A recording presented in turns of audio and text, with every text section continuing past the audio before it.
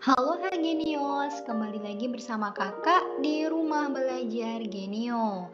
Kali ini kita akan membahas bersama latihan soal penilaian akhir semester materi IPAS untuk kelas 4. Genius tetap semangat dan fokus ya. Soal yang pertama, untuk dapat menghargai peninggalan sejarah, kita wajib terlebih dahulu memahami A. Pelajaran sejarah, B. Guru sejarah, C. Jenis peninggalan sejarah, D. Peristiwa sejarah. Ayo, mana ya yang wajib kita pahami terlebih dahulu? Jawabannya D. Peristiwa sejarah. Nomor 2. Indonesia memiliki banyak kepulauan sehingga sering disebut A. Kerajaan, B. Kesultanan, C. Nusantara, D. Hindia Belanda. Ayo, apa ya sebutan untuk negara kepulauan? Ya, benar sekali. C. Nusantara. Nomor 3. Corak budaya yang mempengaruhi perkembangan kerajaan di Nusantara adalah A. Hindu, B. Hindu Islam, C. Islam Buddha, D. Hindu, Buddha, dan Islam.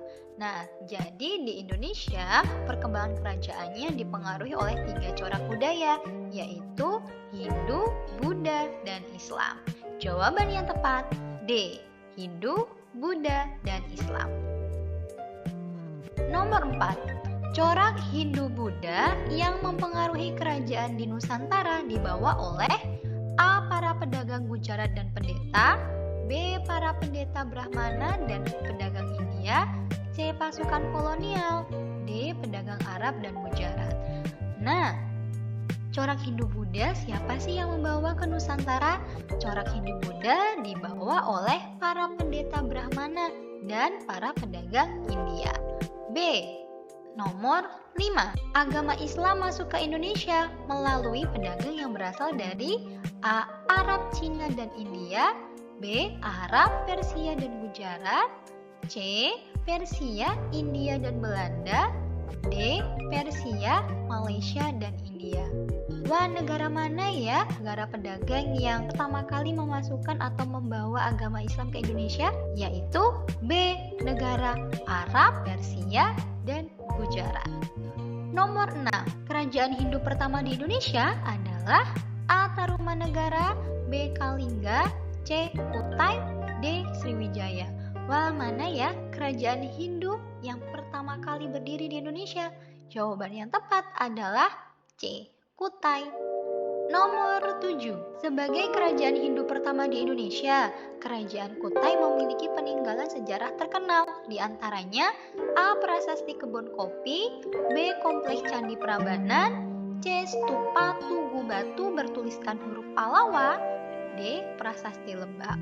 Jadi, apa sih peninggalan kerajaan Kutai yang masih ada terkenal sampai sekarang? Yaitu C. Stupa Tugu Batu bertuliskan huruf Pallawa. Selanjutnya, nomor 8. Kerajaan Singasari yang bertempat di Jawa Timur berada pada masa kejayaan di bawah pimpinan A. Ken Arok, B. Ken Dedes, C. Raja Jayabaya, D. Ratu Sima.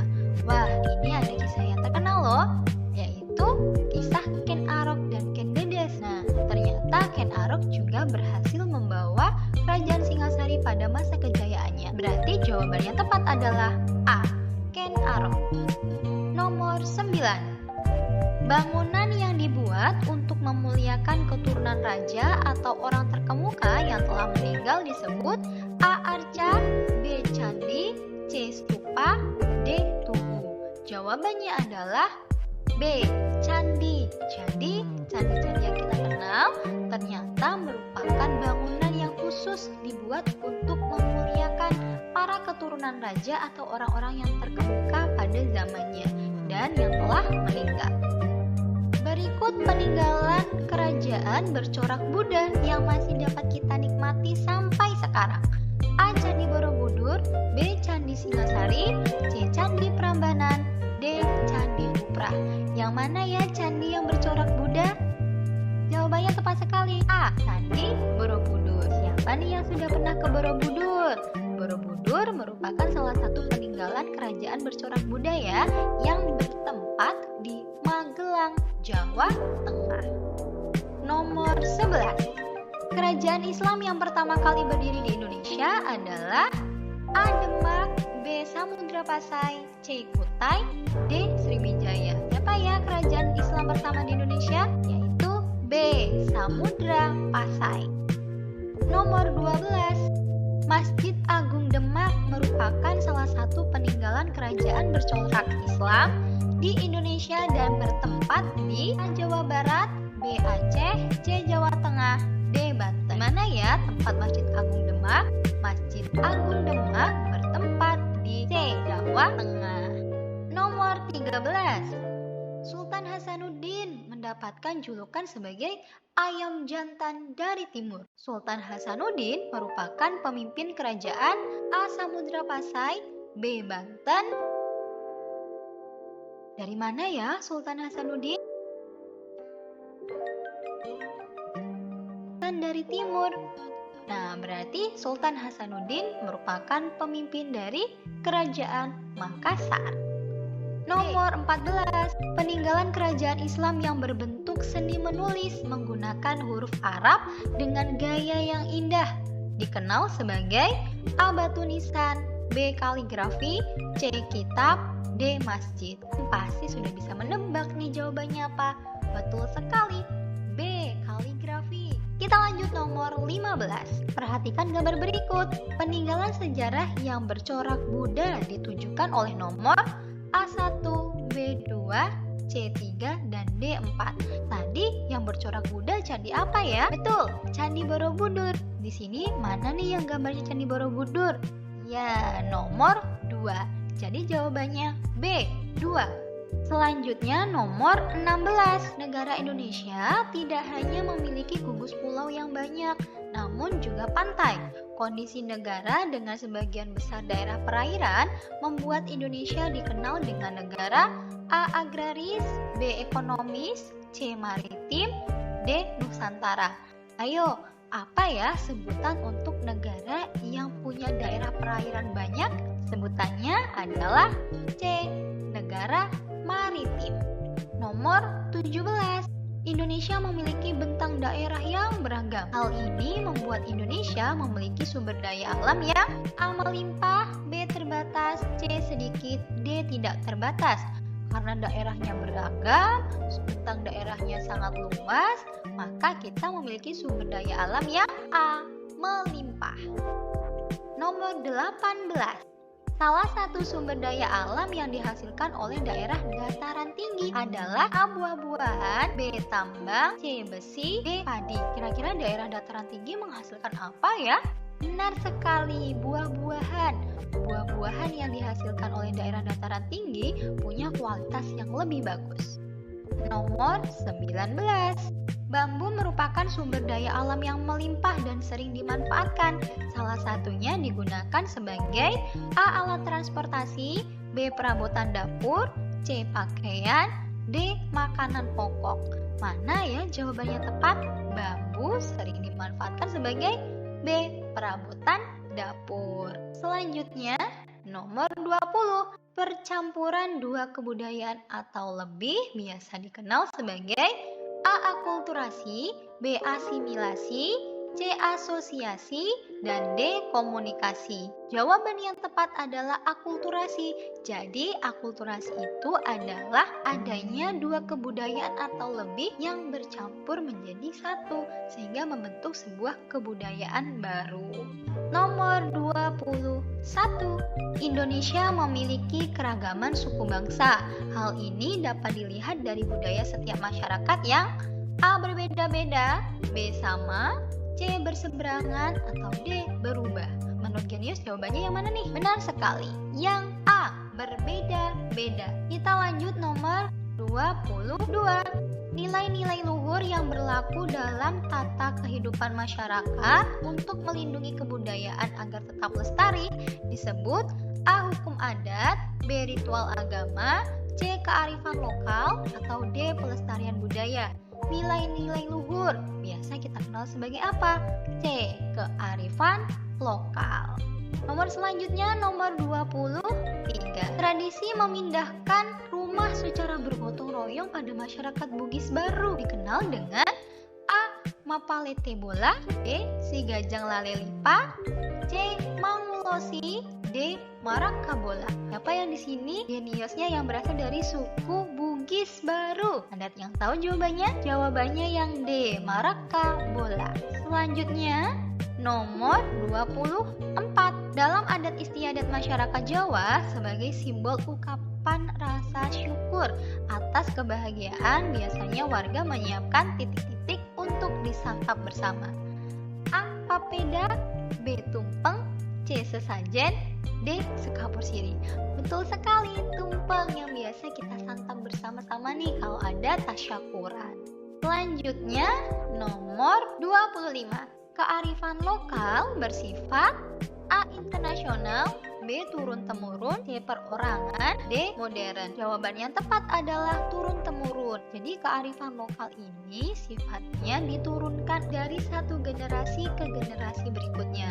Contohnya ada kearifan lokal berupa tasyakuran bersama menggunakan tumpeng. Selanjutnya nomor 26.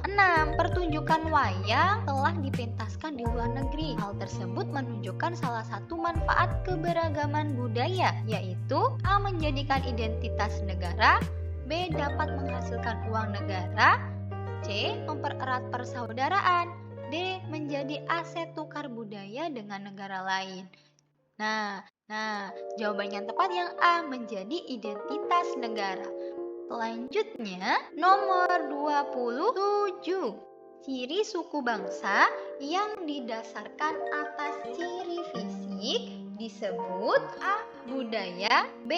Ras, C. Keluarga, D. Marga. Jawaban yang tepat mana nih yang berdasarkan ciri fisik? Yaitu yang B. Ras. Selanjutnya, nomor 28. Sikap dalam menunjukkan kecintaan terhadap kebudayaan sendiri adalah kecuali A. Menggunakan produk dari buatan Indonesia, B. Ikut berpartisipasi dalam pelestarian lingkungan, C. Memamerkan kejelekan bangsa ke bangsa lain, D. Mempromosikan budaya Indonesia menggunakan YouTube. Berarti ini sikap yang tidak menunjukkan kecintaan. Yang mana? Yang C. Memamerkan kejelekan bangsa ke bangsa yang lain. Lanjut, nomor 29. Keberagaman suku yang ada di Indonesia harus dimaknai sebagai A. Perpecahan bangsa, B. Permusuhan bangsa, C. Kekayaan negara, atau D. Penghasilan negara. Dimaknai sebagai apa nih genius? Sebagai kekayaan bangsa. Selanjutnya, nomor 30. Perbedaan suku-suku bangsa Indonesia yang beragam dipengaruhi oleh A. Perbedaan siang dan malam di tiap daerah, B. Perbedaan kondisi geografis tiap daerah, C. Persamaan mata pencaharian, atau D. Banyaknya gunung berapi dan pegunungan di Indonesia. Jawaban yang tepat adalah perbedaan geografis ya, genius semua, karena ini akan mempengaruhi bentuk fisik ataupun cara mereka berkomunikasi. Selanjutnya nomor 31.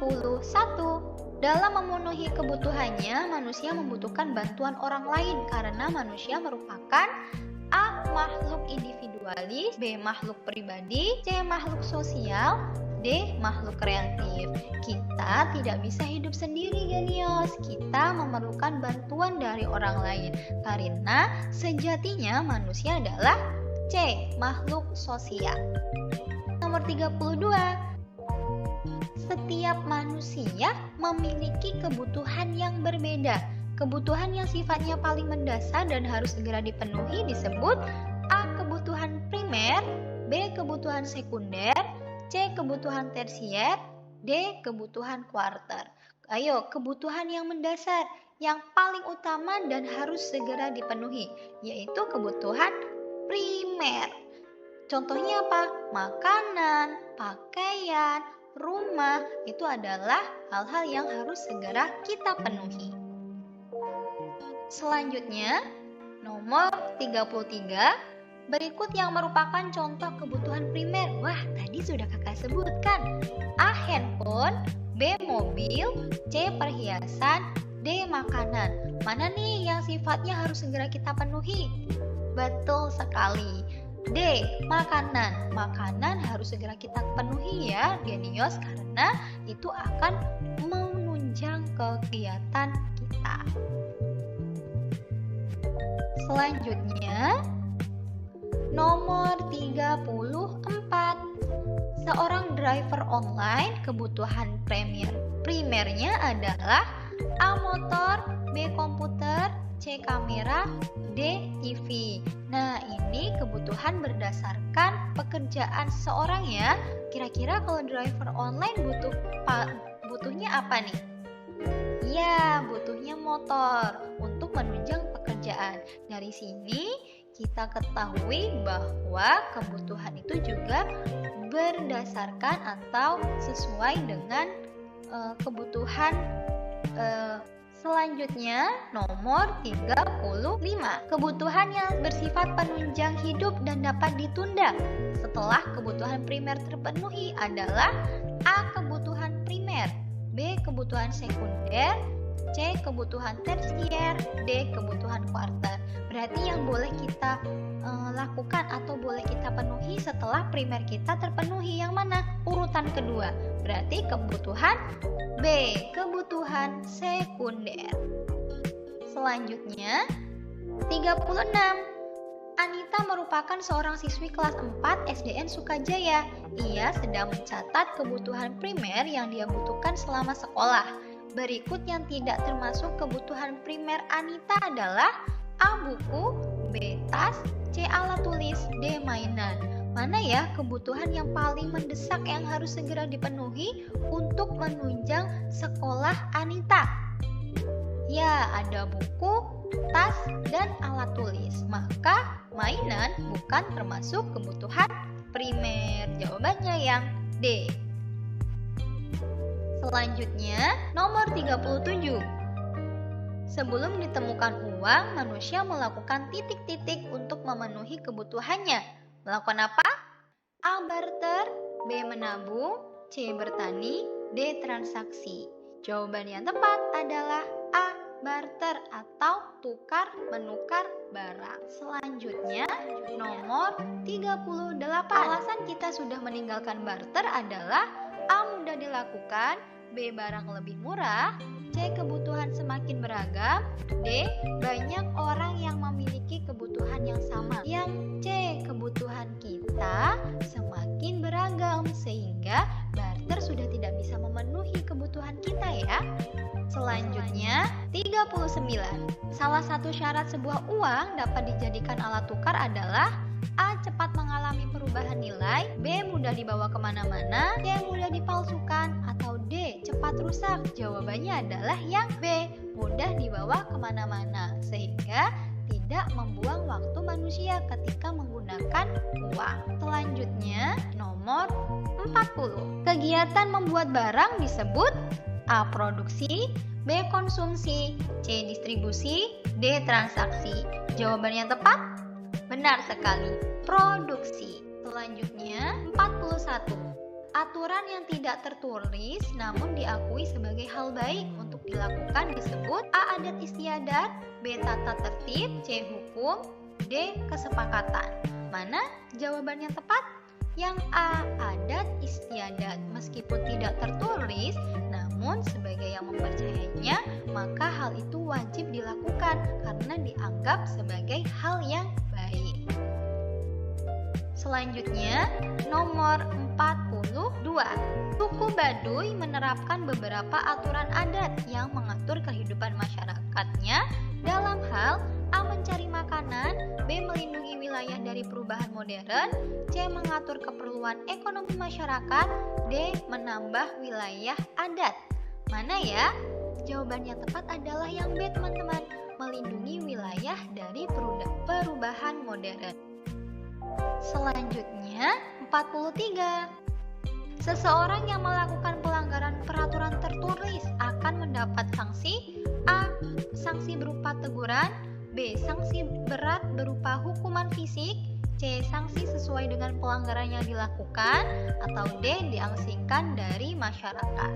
Jawabannya kita akan mendapatkan sanksi yang sesuai dengan pelanggaran yang telah kita lakukan berdasarkan peraturannya ya. Jawaban C. Nomor 44. Menjaga ketertiban dan kebersihan lingkungan sekolah merupakan tanggung jawab A. Petugas kebersihan, B. Guru, C. Kepala sekolah, D. Seluruh warga sekolah. Ayo, siapa ya yang wajib? Siapa yang bertanggung jawab? Betul sekali, seluruh warga sekolah. Genio semua jangan lupa ya untuk menjaga ketertiban dan kebersihan lingkungan. Karena menjaga ketertiban dan kebersihan lingkungan sekolah adalah tanggung jawab seluruh warga sekolah. Soal nomor 45. Sanksi yang didapatkan oleh pengendara motor yang berkendara di jalan raya namun tidak memiliki SIM dan tidak membawa STNK adalah A. Teguran polisi, B. Himbauan polisi, C. Hukuman penjara, D. Sanksi tilang sesuai dengan undang-undang yang berlaku. Jawabannya adalah yang D. Mendapatkan sanksi tilang sesuai dengan undang-undang yang berlaku. Demikian pembelajaran kali ini. Semoga teman-teman mengerti dengan penjelasan yang kakak sampaikan. Jika ada yang belum dipahami, teman-teman bisa tanyakan di kolom komentar ya. Terima kasih sudah menonton video pembelajaran kali ini. Jangan lupa untuk like, komen, dan subscribe, dan juga klik tombol lonceng untuk mendapatkan notifikasi pembelajaran selanjutnya. Follow juga akun Instagram kami di @rumahbelajargenio dan @kakakgenio. Follow juga akun TikTok kami di @kakakgenio untuk mendapatkan tips and trik cara cepat mengerjakan soal. Sampai jumpa.